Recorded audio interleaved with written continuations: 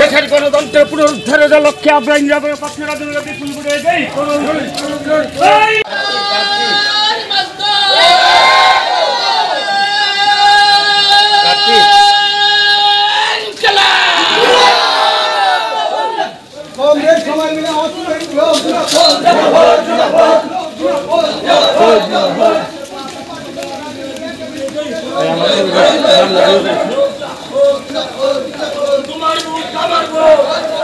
সঙ্গে কোন সম্পর্ক নেই, কোন রাজনৈতিক দল করেছেন জানার নেই। এই ত্রিপুরাজ্যের মানুষের এই ভদ্র মহিলা কোন রাস্তায় গেলে কমলপুর গিয়ে পৌঁছবে তা জানেন না।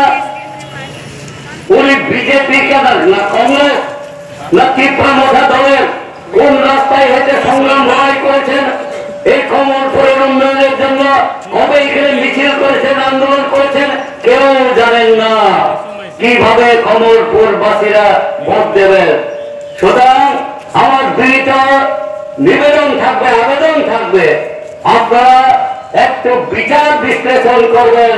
আমাদের হাতে আরো 8-9 দিন সময় আছে।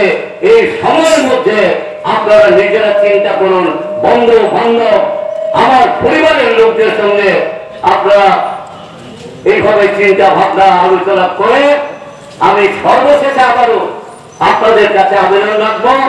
ওই ত্রিপুরা মধ্যা দলের সুপ্রিমো অনেক কথা বলেছিলেন, আপনারা মোবাইলে দেখেছেন।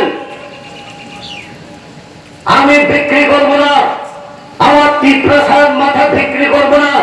কত টাকা বিজেপির কাছে আছে এই সমস্ত কথা বলে এখন কিভাবে বিক্রি হয়েছে, কত টাকায় বিক্রি হয়েছে, ত্রিপ্রাসাদের মাথা কত করে বিক্রি করে দিয়েছেন জানি না, কিন্তু ওই আদালত শেষ হয়ে গেল, পদ্ম করে ঢুকে গেল।